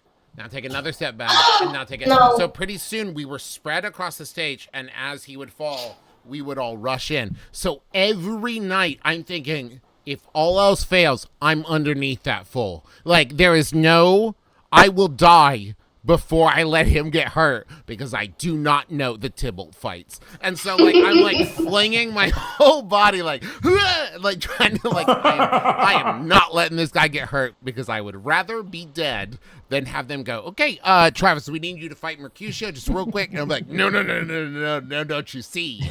He said I wouldn't have to learn it. And so I think I'm off the hook. I had a dangerous. So the beginning of this isn't not funny. It is objectively not funny, and I will preface with that. This is not funny. The second half is funny. The second half is funny. So about a year and a half ago or something, basically in Times Square, there was a motorcycle backfired. You know that sound where a motorcycle goes like whatever. People thought it was guns. So that was precisely it. Cannot do that. That was I live in the hood in St. Louis, Missouri. And I went, "Ma'am, I just watched your whole body tense. you cannot do that." You can't continue. I'm good. Oh, man. This All right. is why I have alcohol. Continue. Uh-huh. Well, I'm glad you've got it. Does I anyone also- need to refill a drink? No? Okay. Keep I going. got my sparkling center. Anyway, so this happened. You can find like news articles about this when it happened because basically everybody in Times Square, again, the state of the world we live in, unfortunately, everybody thought it was a gun and everybody got so terrified. People were running. But what ended up happening was, depending on the Broadway show, we at Dear Evan Hansen had just ended. I'm talking like on our way up to our dressing rooms, this happened. So what ended up happening is like audience members were trying to leave the theater. Of course, people are running like someone's got a gun or something. So the audience starts storming back into the into the theater. At other shows, for example, like across the street at To Kill a Mockingbird, like people from the outside were banging on the doors to be let in. So it was like chaos, absolute chaos. Again, I'm making none of this up. So all of this is the not funny part. Then I am in my dressing room. I am shirtless and in my underwear, getting ready to like change. And This is the sexy part. This is it's leads fleeting, to the but funny it's there. part. But first, It's fleeting, but it's there. The transition. We needed a transition yeah. phase. Yeah, I this think is naturally. what we call the self-discovery part. Go on. Yeah. There was a mirror. So I'm in my She dressing was room. my former teacher. Well, what I'm about to Jennifer say felt next. so bad about the liquid ass that she came in. Yeah, she felt so bad. It was actually, ironically, it was Jennifer's replacement's first show the night this happened. She was nervous. Because of course. Christiane? Yes. Well, no, it was oh my god, this is the most, I'm completely in love with her and my brain is farting. Flarky. Ann Sanders. Yes. Thank you. Anyway, long story short, so I'm like getting my microphone off. I'm like, whatever. And then the stage manager I mentioned before, Judy, comes running down the halls saying, "Everyone, there is an active shooter. Stay in your dressing rooms." Because that is what was being told to everybody in New York.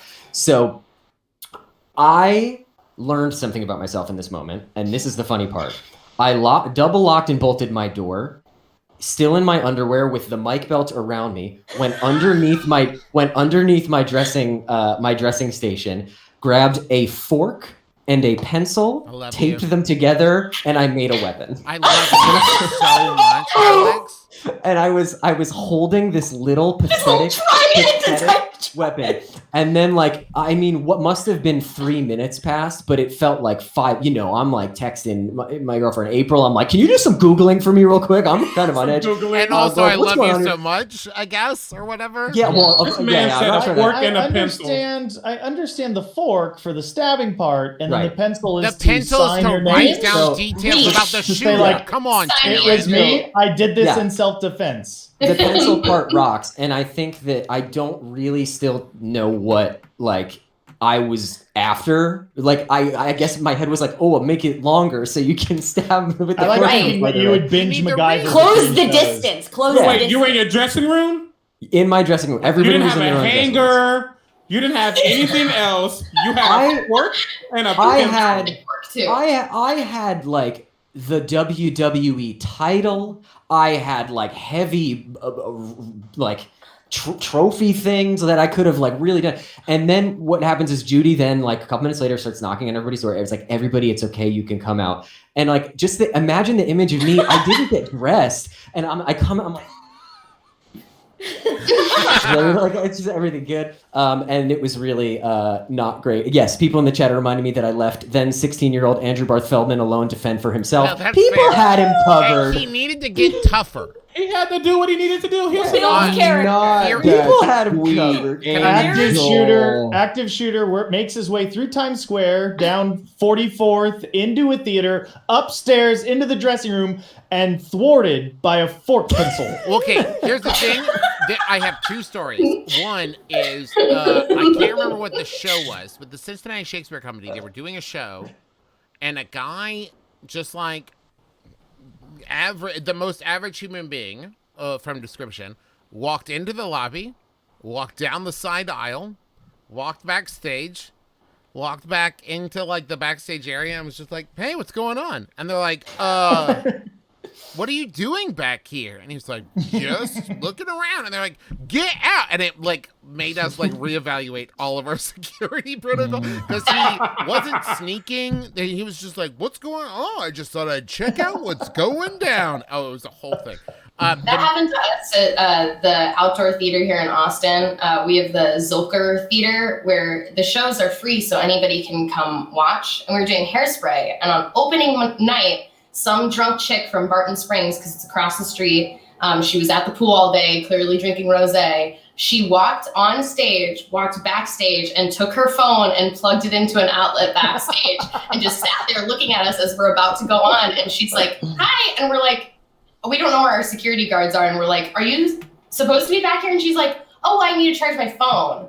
And we were like, I don't think you're supposed to be back on stage. Okay. You kicked her off the stage. And she was like, well, but can I leave my phone here? And we were like, no, we need that outlet. What is going on? This brings me to that one summer at Shakespeare camp. Speaking of drunk chicks in the theater.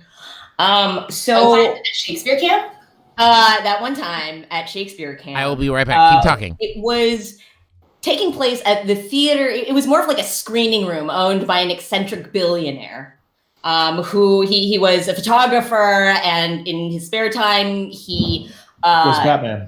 He might have been. He honestly might have been. We don't know where he went at nights. But during the daytime, he would come to this theater, and he would make his art prints, and he would make wine. So he had wine, vats of grapes fermenting in the back. So it's kind of a rural area, and we had just sort of left the doors open, the stage doors open during the performance. We were all singing madrigals. The show starts out and all of us are there singing Greensleeves, and it's very serene and beautiful. And then suddenly we start hearing giggles from the audience. We turn, and there is a chicken walking onto the stage. And not just any chicken. It was one of those fancy foot chickens with the furry legs. And we were like, okay, the show must go on. And so we keep singing Greensleeves. And oh, Greensleeves was my delight. And the chicken starts clucking. And it has gotten into the vats in the back. No. So it's stumbling around on the stage, and we're desperately trying to keep it together. And the audience is just You had a busting drunk up. chicken on We had a stage? drunk chicken on our stage. I want a drunk chicken on my And phone. like we're a Holy. bunch of kids, and I want to be a drunk chicken. Right, managed please. keep going. Like, and so this chicken's wandering around, and then the song ends, and I don't know why they did this instead of just like putting the house lights up. But the tech person brings all the house lights down, like so it's pitch dark, and the chicken starts flying around in panic. Also, you had a blind drunk chicken. We have a blind drunk chicken flying all over the stage, and like the girl next to me just starts screaming. She's like screaming bloody murder. She's like, ah, ah, ah. And I'm just like, what is happening? And everybody's running around backstage, and at some like one of the dads ran upstage, picked up the chicken, ran it outside, and tossed it over the wall. All right. And that rap party was the best catering of all time. Oh my It god. turns out the girl next to me was like had a deathly fear of birds. You know, Oh, she was people that are like no. deathly fear of birds. And so like, you know, we had to pause, you know, the lights come back up on stage, and you know, we have to like sort of drag her off and restore order, and everything settles down, and we manage to get on with our Shakespeare scenes. But like none of us will ever forget the summer of the chicken.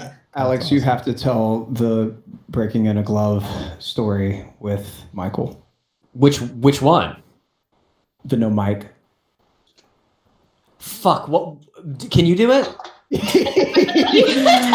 didn't do Eddie the could show do with it. him at that point, right? Like, we never did the show together. Obviously, I adore Michael, but he, for whatever reason, got out of his mic during intermission. That's fucking right. Oh my god, that is right, dude. No, I know why he got out of it. You do a show like 1,100 times or whatever. Like he just like whatever. So there's this song called "Breaking a Glove" in Act 2 where my character's dad sings to Evan Hansen about like just like fatherly things. You know what I mean? He's whatever, like all the things I wish I could have done with my son. Let's bond. It was always the skip track for me until I did the show, and that's one of my favorites. It's a wow. storytelling song, storytelling song. But poor Michael Park, he didn't have just something happened. He didn't have his microphone on. And so the dude was like, you want like an example of a dude who's been in this business for a long time. He goes, "My mic's not on. Well, they'll hear me." And he just like fully like the lungs open. He's like, "It's the hard way." Just like as loud as he possibly can, filling the theater. Andrew Barth Feldman is just across him like like leaning in. Like so that the guy can be caught on his hat, like on his microphone or whatever. And then at the end, he has like this moment where he's got to like cry and stuff and get quieter or whatever, but he still has to find a way to justify it to be really loud. And again, Andrew was just like, because his mic is on his head, so Michael can hear him. And then like my dressing room was across from Michael Parks, and Michael Park was just cracking up coming upstairs. I'm like, "What's the matter?" He's like, "I want to say something on my microphone. What the fuck is wrong with it?" He just like slams his door shut. And it was really good stuff. It was really good stuff. So I've got two like very paralyzing stories. Oh no! Do you guys know? Do you guys know 10 Dual Commandments from Hamilton? Yeah. No, I don't know her. Who is she? Have you ever heard that song from just Lauren's perspective? Oh no! Have you? It's a duet. It is very much. It is very much a duet, except for the one swing that had not gone on for man one in like 5 months and forgot every lyric to the song. I promise you, no one has ever felt more alone in their life. Like you can't help. There's no way to help. You can't help. In that situation, it was very. I don't even remember the lyrics, to be honest with you, but it was, you know, John Lawrence said, number one, the need to apologize, no need for the act. Number two, the second, number three, number four. 5. The sun is in the sky. Number 6. 7. I shit you Make not. sure you're wearing clean shoes. It was so. I've never felt. Right. I have never felt more horrible for anyone else on a stage ever, and I just like. I could hear you're in the arms of the and like I just could hear it haunting. It was so I felt horrible. This dude like ascended Thankfully, to the sky, like we got everything happened. We get off stage afterwards, and I go straight to this guy. I'm gonna leave him nameless, but I went straight to this guy because he's amazing. He's absolutely incredible, and he's done the show for years and years and years. And I went to him, and he was like, "Well." Those are the best. He was like, "Was that?" He said, "Was that good for you?" That's the worst thing. Sometimes it's like a bike chain where it misses that one link, and it's like, well, it's just There's no coming back. I'm not. There goes No my bike. coming back. No, There it is. I'm done now. So the second one is I don't know if Alex, have you told them about the skit that you were on Broadway? There's a little show called Dear Evan Hansen. I'm not sure if they've heard of it. It's come up a few times. I just didn't. He Okay, keeps so- talking about Yes, it. but so Evan Evan Hansen's Hansen's a rocking deer, him. and I'm Yeah, confused as to his like, name- is it like a Bambi thing or? Yeah. No, it's Yeah. the Mbop guys. Yeah. Like, Oh yeah. Yeah, the Wiggles. Yeah. We're doing the thing. We're doing the who can get the laugh thing. Yep. Chasing the laugh. Yep. There is for anybody that hasn't seen the skit. There's a moment at the end of Act 1 where Evan has some cards in his hand, and there's an assembly, like a school assembly, and Evan's doing a speech for the late Connor Murphy that Alex played on Broadway. And The Great Broadway. on the Great Broadway, and Wait. I was playing Evan, and was out for about a week with the worst sinus infection I'd ever had in my life. Like I actually had to leave the show, like halfway through due to this crazy sinus infection. I couldn't sing, I couldn't hear, couldn't do anything for about a week. Anyway, I came back. So you gave up. Just say I gave up. George. He quit. I gave up. You didn't do it. I came back. It's my first night back, so I hadn't done the show in about a week, and everything was going fine. Everything was going absolutely well, and almost too well. I think that was kind of where this began. There's a song called "Disappear" that happens. It goes into a scene that happens before this assembly. During "Disappear," I start thinking about how this is going pretty well. Like, okay, I've been in the show for not even a month at that time, right? I'm like, this is going well. Like, we're good. I can hear everything. I'm singing. Like, we're good. We have range. Everybody's here. What could possibly go wrong? My ears are open. My nose is clear. Like, we're good. This is good. Words Fail is gonna be bomb tonight. I can't wait. Disappears happening, blah, blah, blah. Scene happens. I start to think about the fact that I'm thinking about this. Yep, there it is. Here's what happens when you have a wonderful relationship with depression and anxiety. Yep. Go on. Is that sometimes your friends knock on the door at the most inopportune time. And during the assembly, Evan has a panic attack. During the assembly scene, Jordan Fisher had a panic attack. Oh no. I had an actual panic attack while Evan was having a panic attack, and had to completely rely on autopilot. Yep. And trust in myself, right? Like just trust in the vessel, trust in the work, trust in the material, trust in the fact that it's gonna be okay. And then of course, it's a bit of a snowball effect. Anybody that hasn't had a panic attack, I highly suggest you don't. But if you do, welcome to the club.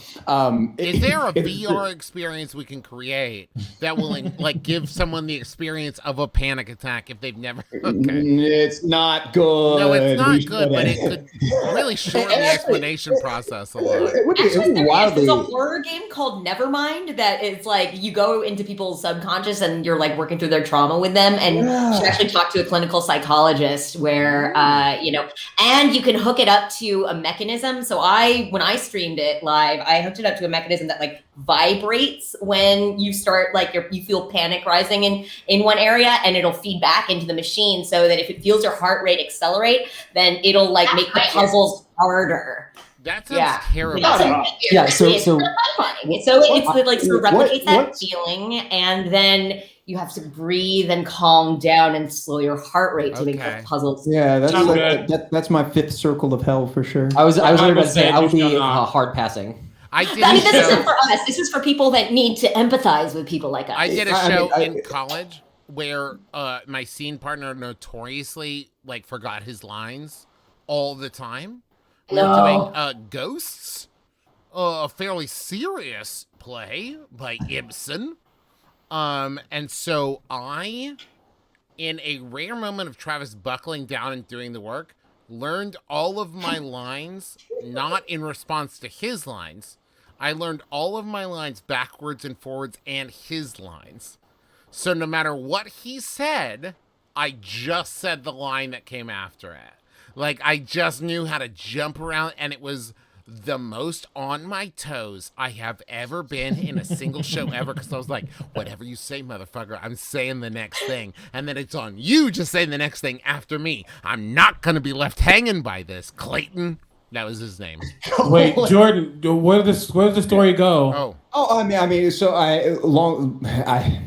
The long story short, the long of it is the fact that when you're having a panic attack, it feels like hours when it can be minutes. The long of it is that I existed, and afterward, like the act ends, and Evan and Zoe have a moment, and they go off stage, and Gabby was like, Gabby Kruger was playing Zoe at the time. She was like, "Are you okay?" Because thankfully, like, everything kind of like panned out the way that it was supposed to. And if you have anxiety and also play Evan Hansen, it's kind of a wonderful. Right, it's like method acting almost. Yeah, I figured there's a 50-50 chance that your scene partner was like, "That's the best I've ever seen it." Right. I told her I was like I'm coming down from a panic attack. I had a legitimate panic attack, and she was like, well, everything sounded and looked fantastic, and I don't remember a moment. Damn it, man! It sounds like trauma is such good fuel for acting. Yeah, you were like jacked up for Act 2. You like ripped your shirt off. Let's fucking go, dude. By the way, everybody, I am going to end in 5 minutes personally, because that's just usually I do 2 hours. But I did promise a story about poop, and I'm really going to make good on it. Wait, hey, can I just say, yeah, please. You shouldn't leave before I tell my story about a werewolf. Go on. Okay, I'll tell my story about poop. You do the werewolf, then I'll go. So I was doing a show. The show I did on Broadway before Dear Evan Hansen was called Spring Awakening, but it was a Deaf West production. So long story short, a lot of the actors were deaf. If the actor was deaf, the character was not. Yes, Michael Arden, wonderful visionary director, the best. So if those actors, so the deaf actor had a speaking and singing actor who would be with them the whole time. So I was my role was called the voice of Moritz, basically. So I was voicing for this character Moritz, and I played all of the guitars in the show as well. Because if you were singing, yes. How many guitars do you own? We talked about this before. Leave me alone. Did we? Oh my god! Do you play cats? Can I play cats? Do you play with cats? Guitar with cats? Do you wear wigs? No. Have you ever? Let him finish the story. Okay, sorry, go on. Do you frame pictures? Shut up! Let him finish the damn story. Oh, I see. I understand what Taryn's doing. My cat tower is there, and then there are framed photos. Can I tell you the weird thing, Taryn? He doesn't own any cats. I don't have a cat. I don't have a cat. It's true. Anyway, right. So I was the guitarist in the onstage orchestra of the band. So before my character appears, there were 2 songs, and I was sitting off in the corner before my like big fancy dramatic entrance, and I felt it start to happen. You're like, oh Jesus Christ, this like can't be happening to me. Like the back of your neck starts to sweat, and your stomach starts to feel really, really bad, and you're like, I'm on stage this whole fucking play, like except for from now until about 3 minutes from now. So like, what do I do? And so I just like reached that point where you're like, there's nothing else to do. I took the guitar off, walked directly off the stage, just crossed the entire stage, walked directly into the thing, The stage manager said, "What are you doing?" I said, "I have to handle something." Handed the guitar to the stage manager. The stage manager said, "Will you be back?" I said, "I'll be back." I went to the bathroom. Horrible things happened to me in that bathroom. I came out, grabbed the guitar, walked right out on stage, downbeat of my first song. Yes! It was the craziest, most insane, like timed shit. That's so literally sexy. timed shit ever. That It is so wasn't hot. sexy. It was one of the most disgusting things that's No. ever happened Hey, to me. listen, It was the way horrible. we It's the bathroom, it's the walking, it's the grabbing the guitar, walking on stage, strapping up, and then that right there. And the best part is not. Well, it's not my bathroom either. I'm not supposed to use. Like it was like it was Academy It was Award the winner Marley president's Matlin's bathroom. No, it was Marley Matlin's bathroom, but it had to happen. You're a monster. Now this whole story is turned around for me. How could you do that to Marley? That Jennifer story was Aniston, yeah. extremely satisfying for me. Probably not as satisfying as it was for you at the time. Think about but how it could have gone. Yeah. Travis, please tell me about the werewolf. So I want to tell my pounce. werewolf story. This is my most favorite story in the world, and it was when I was a patron of theater. So my wife and I, as part of our honeymoon, there is a castle here in Ohio, in Ravenswood, Ohio. And Ravenswood Castle is this absolutely beautiful, like, bed and breakfast style, like, kind of hotel. And in the middle of it is a castle, right? And they, like, once a month do, like, murder mysteries there. So as part of our honeymoon, we went there for a zombie-themed murder mystery. And what happened was, at the beginning of the week, one person was a zombie, and everyone else was a human. And if the zombie tagged you outside in the evening, in the nighttime, you would then become a zombie. So as they're trying to solve this murder, also there's like a zombie tag game going on. It was great. So like first night, Teresa and I went as a B-movie starlet and a B-movie director. So she's wearing like, 5-inch stilettos and like cheetah print. And I'm in like it's actually when I started painting my nails. And because she was wearing high heels, she immediately gets tagged by zombies. And I sacrificed myself to be with her because it was our honeymoon and I'm that kind of person. And so then night two comes around and they say, we're going to award bonus points if you can find this limb, a human limb, hidden somewhere in the forest. And I'm like, oh, sick. I'm going to find this for my human team members. So I'm out there walking amongst the caravan, which is this area where it's all like, like caravan, wagons with like single lights on them. And it's about 2:00 in the morning in the middle of the woods. And I hear a rustling, and I turn around and I say, I'm already a zombie. And there under a pool of light is a fucking werewolf. And what you must know is up till this moment in time, there has been no werewolf in this entire thing. And I see it, and I wordlessly, soundlessly dart through the woods. I ran into a tree, caught the tree full on my shoulder, had a like foot wide bruise the next day, didn't make a sound, sprinted full on back to the castle, got back in the castle, ran into Teresa and Sydney because Justin and Sydney were there with us. And Sydney was like, what happened? I was like, there's a werewolf in the woods. And Teresa said, like a guy in a mask? And I said, you weren't there. You don't understand. And so then like an hour later, and we're drinking. There's a bar on the premises. We're drinking. We go out to the hedge maze in the back.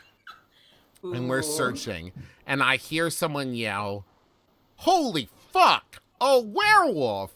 And before they finish Lee of that, I'm hoofing. I'm back in. I slam the door. I lock it. Here comes my older brother banging on the locked door. Let me in. Let me in. I was like, no, there's a werewolf.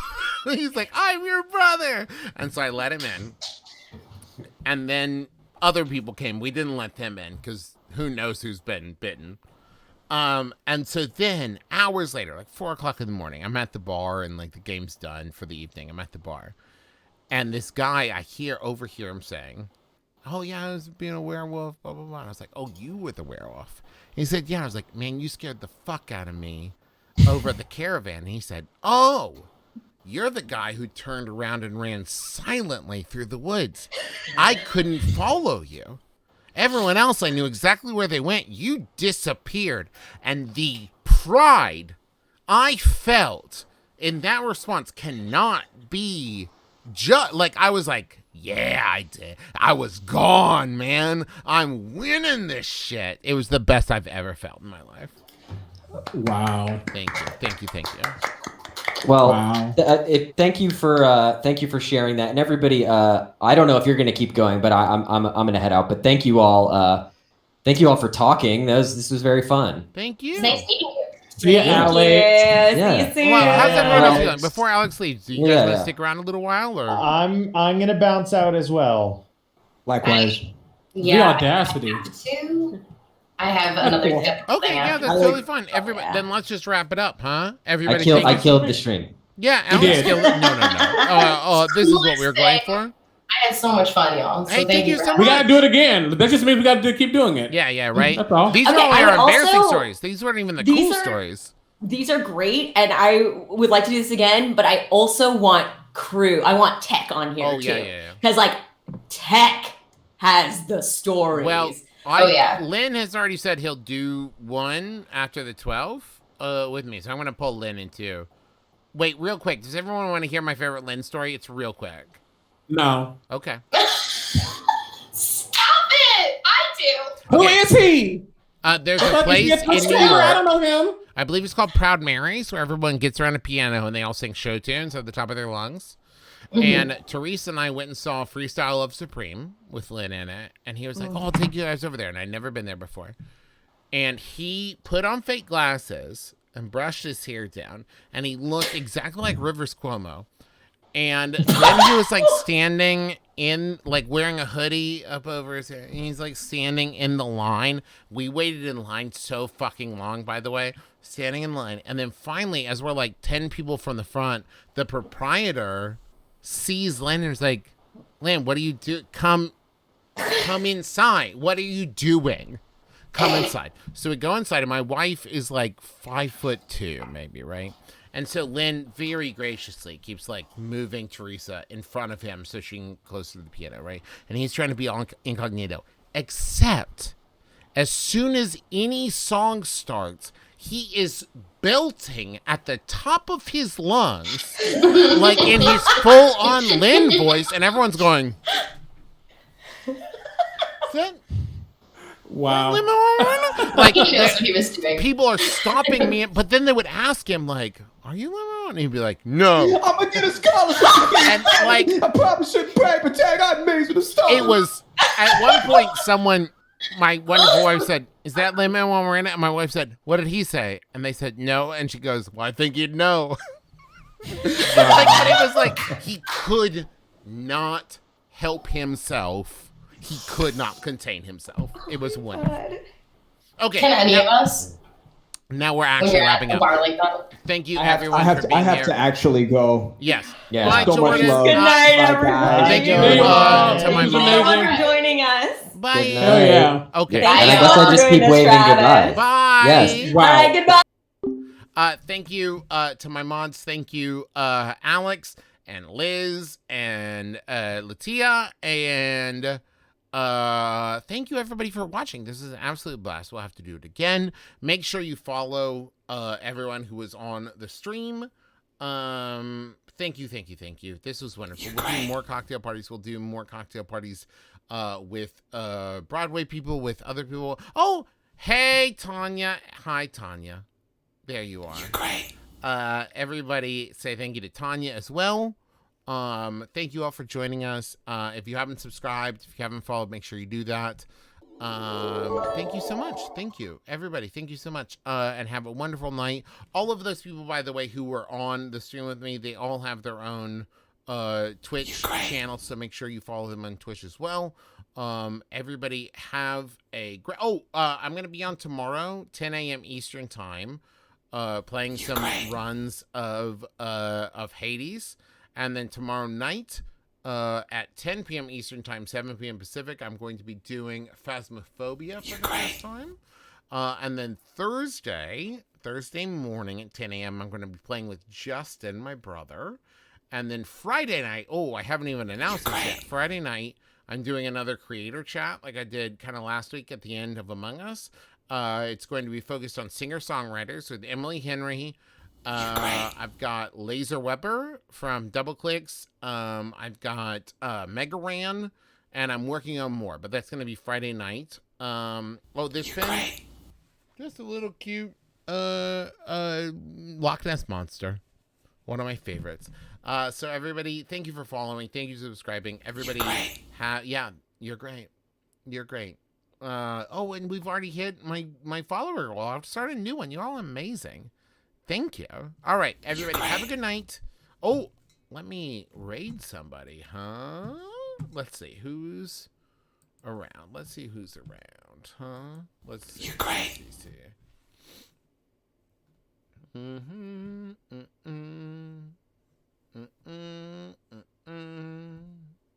You're great. Oh yeah, we'll go see Ash over at Arcane Faith. I'll send you her way. I'm going to be playing Phasmophobia with her tomorrow night. You're great. So everybody go hang out with her. Be nice. Say hi. Best behavior. And make sure you follow when you get there. Make sure, represent the pickle jar well. All of that stuff. Okay, everybody, have a good night. Thank you so much for being here. You're all wonderful. I'll talk to you all later. Thank you for being here. This was great. Thank you. Thank you. Thank you, thank you, thank you. Thank you. You're great. Bye.